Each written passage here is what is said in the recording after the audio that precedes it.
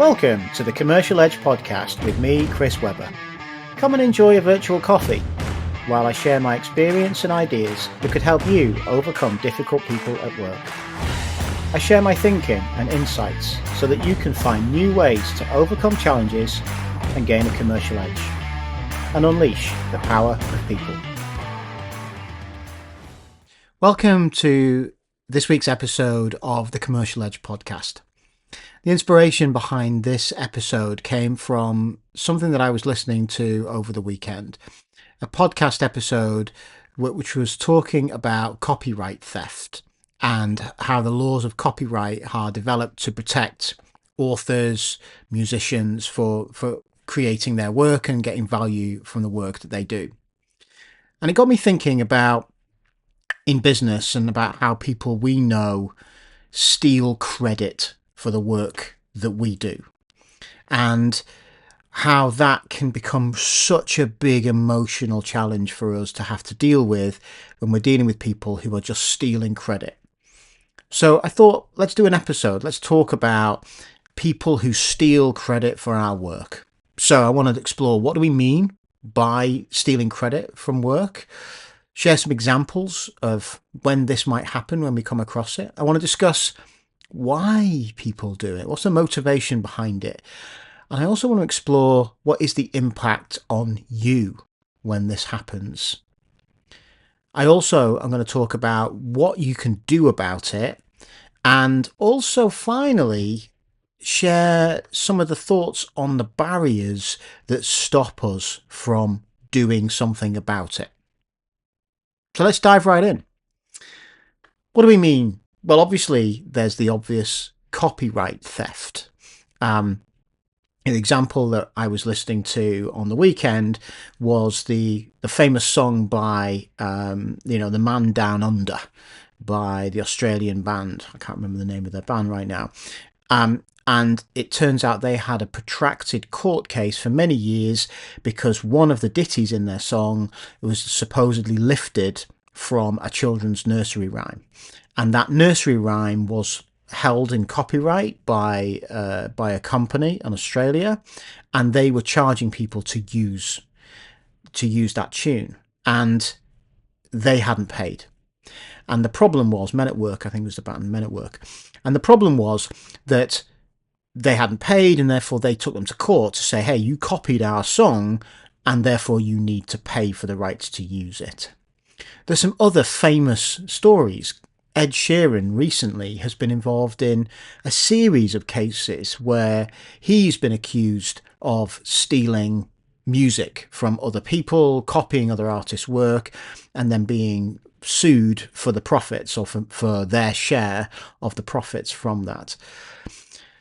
For us, I guess copyright does play a role, but there is laws to protect that. There are laws that protect us from others who want to steal copyright. The big challenge that we might have to deal with are things like people claiming work to be theirs that isn't really theirs. So imagine you're part of a project team, you're working on a group, you share the responsibility for working on the project, and then one of the people in the group positions themselves as being the one who has done all this work. There's a subtle part to it as well, which is about creating the impression that you have done more than you really have.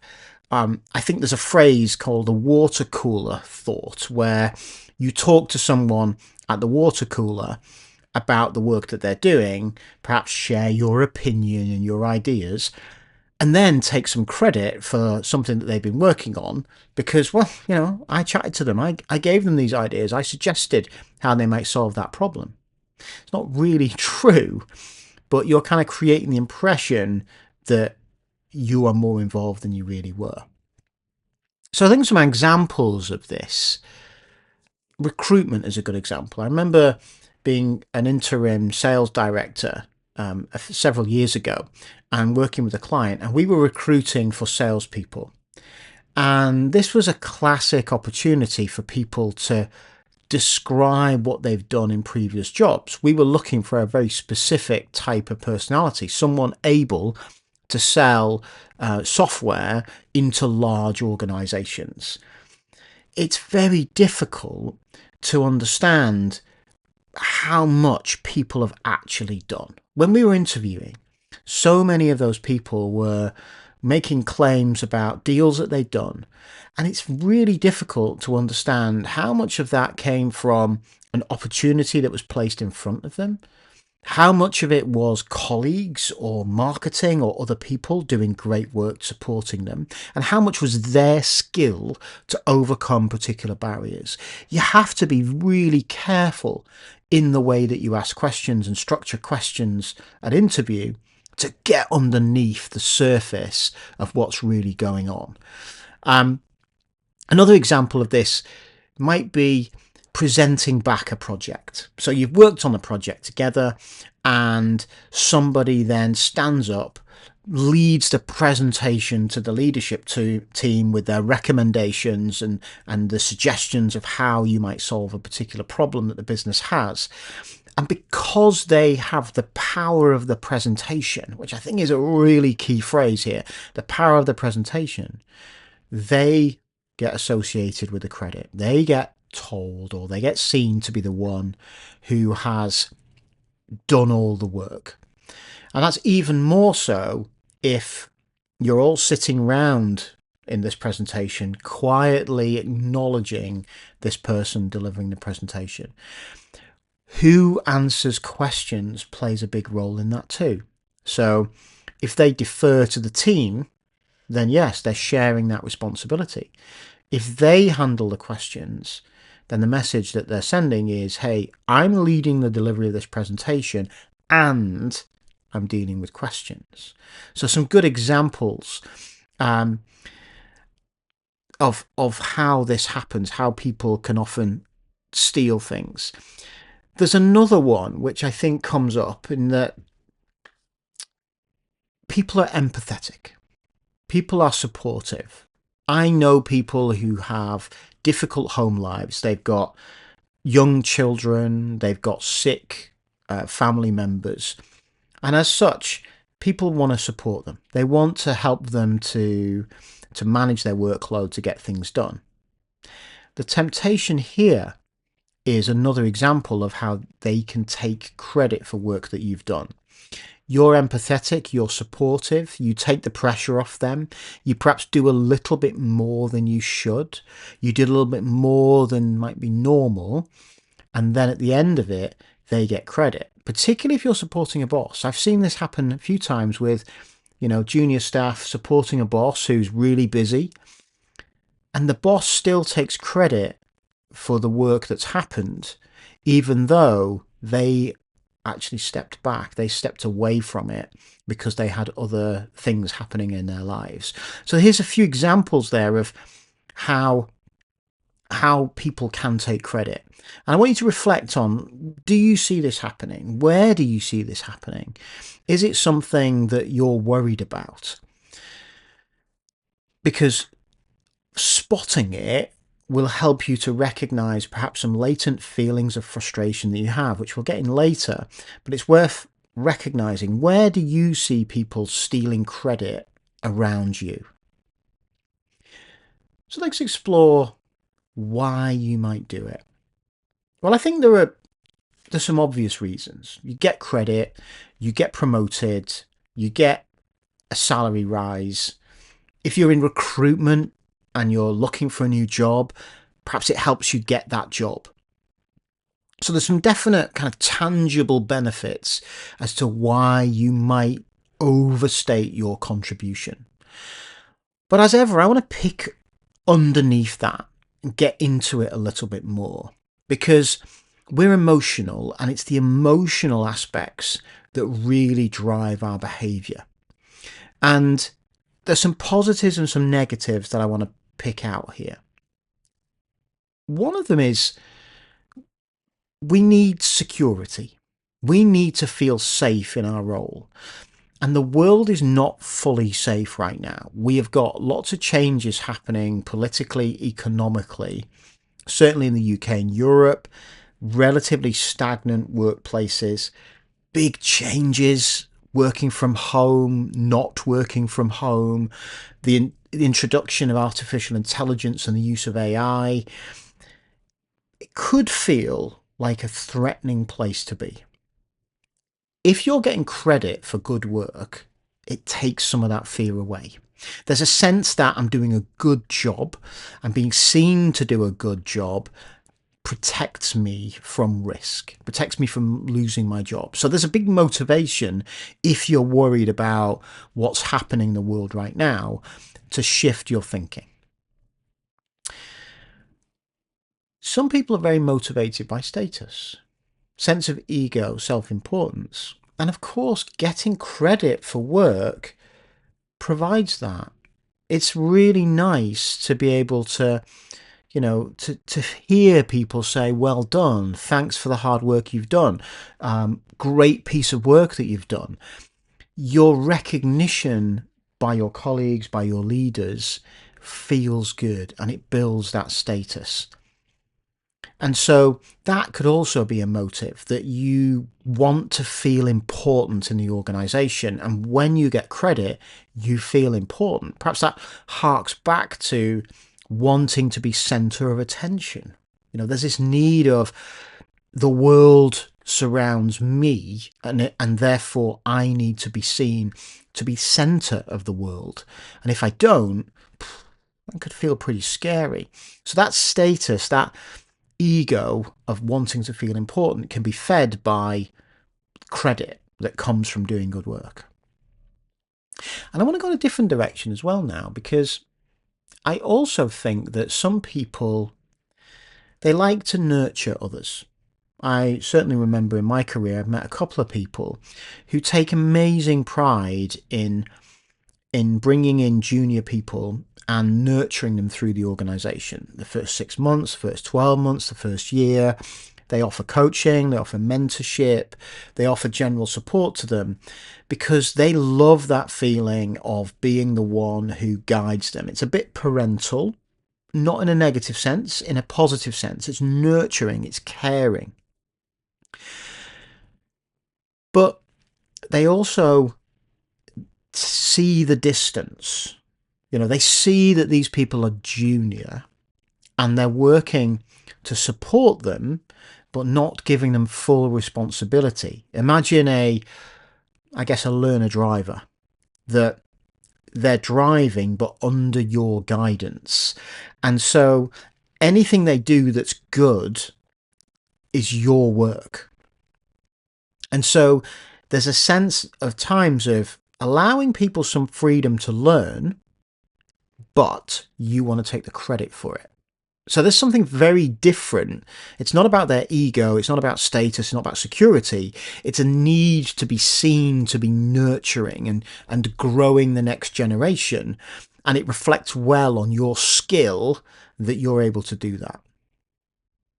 And I think there's also fears. Fear drives a lot of behavior. And if you are not fully capable, if you feel that you're being shown up by some other people, then you're going to want to take credit. You're going to want to push them to one side, because your fear of being exposed as being not capable is an essential thing to protect. It's not towards motivation, it's an away from. I don't want people to know that I don't know what I'm doing. And so therefore I need to steal credit for work that's being done. Or, the situation has changed, that I don't know, well, perhaps artificial intelligence has come in and it's changing the way that we work. And there's a sense of fear and risk and shame that I don't know how to use artificial intelligence, so I'm going to take credit for work that other people have done as a way of protecting myself from exposure and from being found out. And I think that's very much important for jobs. The credit you get for applying for a job and getting a new job, you need to take that credit, otherwise you're risking not getting that job. And so the incentives become pretty powerful incentives. And these are emotional things. And what I want you to unpick is two things in this context. I want you to unpick and reflect on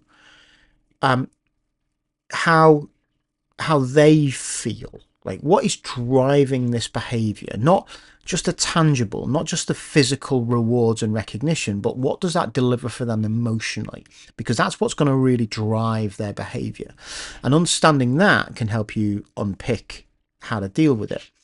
But I also want you to reflect on how it makes you feel, because the impact on you can be quite significant, and how we manage this is often a reflection of how we feel, not necessarily the threat that's being seen. And hopefully, when we start to unpick how these others are feeling that steal the credit for our work, you can recognize that actually it's pretty gentle stuff as far as we're concerned. They're not really doing it to steal. There's a whole lot of protection here. There's a whole lot of, I'm worried about losing my status, or I'm worried about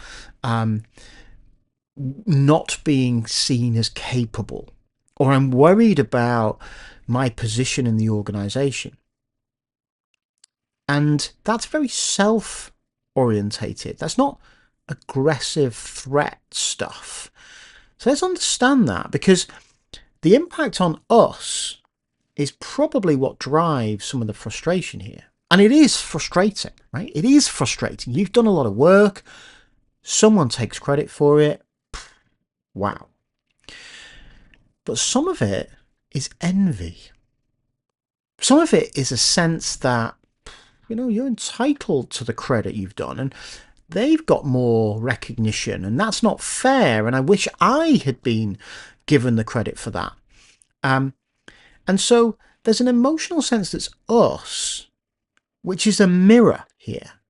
And some of our solutions, and we'll get onto that in a second, of what you can do about it, is how do you manage that mirror? How do you manage the fact that it's driving negative emotions in us that could be the biggest problem here? It's not necessarily what they're doing. So this sense of envy, this sense of frustration, I mean, clearly there are physical losses. If you are someone who is missing out on a promotion because someone is stealing your work, you want to deal with that, right? That is down to you. You've got to fix it. You've got to get on it and see, how do I get credit? If you are missing promotions because you are stepping back and allowing others to take the credit for your work, you got to deal with that. But is it really happening? Or is it just your perception that, well, I want more credit? Ask yourself that question, because that is very important. And that leads us into thinking about what can you do about it? How do you manage this? Well, I think there's something fundamental here. Be patient. Don't chase the limelight simply because you feel upset. Don't get frustrated, angry, envious because life's not fair. Life isn't fair. What you're really trying to do is a great job for your company. You really want to be the one who is part of a winning team. I spend a lot of time in sport, and I can tell you I've played in some really important winning teams, and I've also been part of some losing teams. I would much rather be a player in a winning team than a leader of a losing team. Because to me, it's about what do you deliver.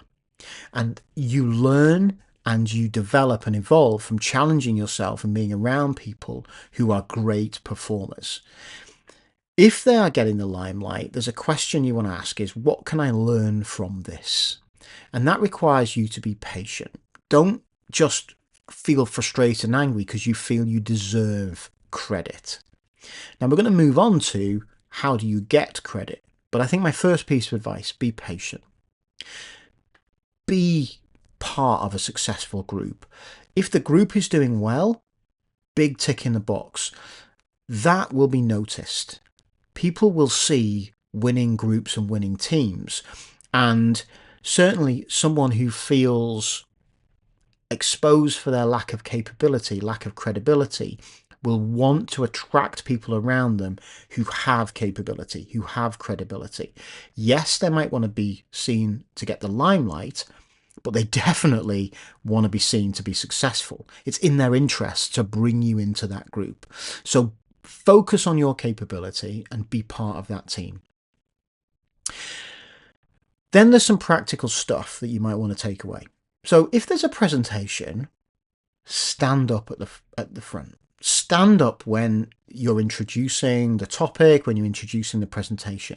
Be seen front and center as being part of the group. Now, that doesn't mean you need to lead the presentation. You're going to divide perhaps the roles amongst the people.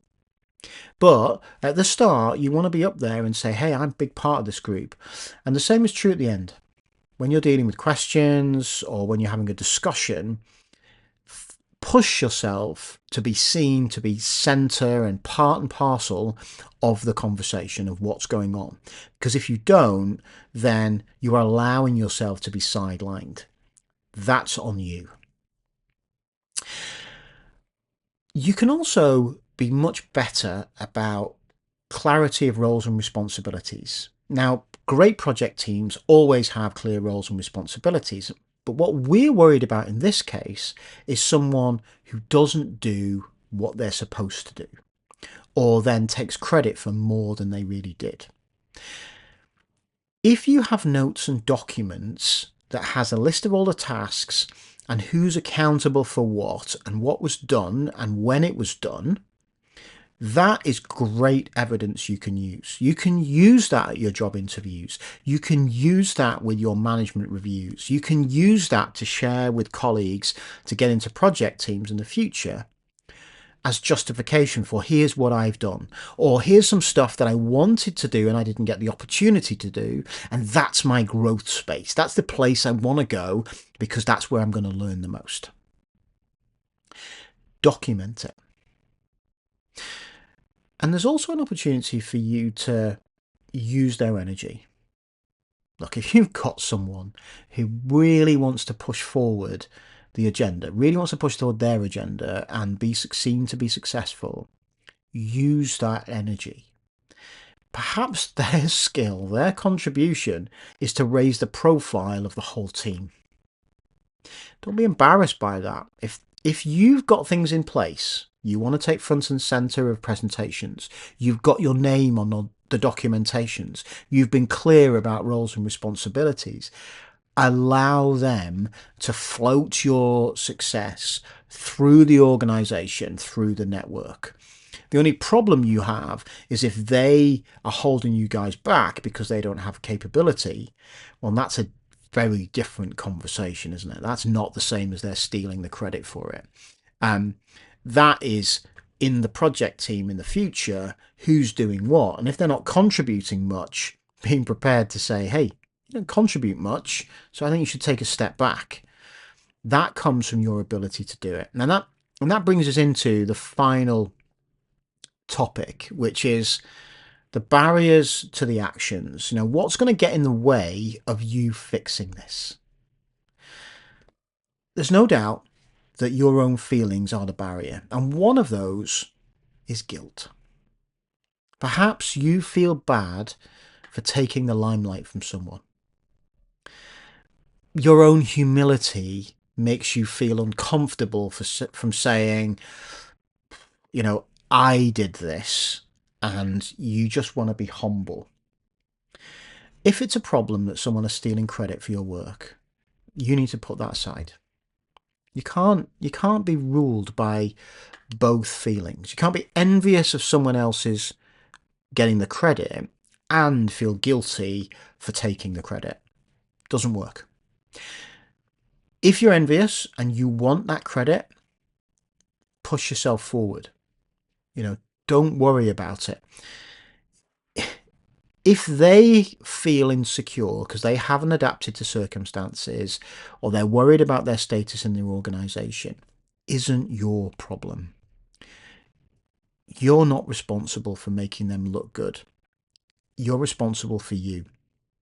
Don't worry too much about that. If this is a problem, then you're going to have to just accept that you're going to have to push yourself forward, and it may cost them the credit that they deserve. The problem here is if they don't deserve it. You know, you might have sympathy for a colleague, you might have sympathy for a boss who you feel has got circumstances working against them. You know, we talked about children, we talked about sick parents, we talked about family circumstances. If they've stolen a promotion, if they've stolen a salary rise because of their behaviour, because they've taken credit for work that they didn't do, then that's worse. Yes, be sympathetic, be supportive, but don't allow it to get in the way that causes you real challenges, real problems. Be careful of fear. There's a fear that there'll be consequences to you pushing yourself forward, that you'll get competitive with people. There's perhaps a fear of rejection, that people are going to see you as nerdy or too detail orientated because you were the one who was breaking down tasks and notes, and you worry that people are going to reject you for that. Or maybe you're embarrassed by pushing to get credit for work that's been done. You got to address this. If the goal and the success of getting credit for the work is really important to you, these consequences probably are less important. A fear of rejection from somebody you feel is not doing the work and yet is taking credit from it, that's probably a nothing. That's probably much less than the reality. We credit people with too much power often. And even though they may be in a position of authority, position of confidence, they probably don't justify the level of fear that you have. If you can see that they don't perhaps pull their weight at work, it's likely that others do the same thing, that others have noticed too.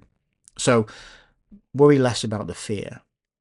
And I'm sorry, rejection because you are studious and you take detailed notes,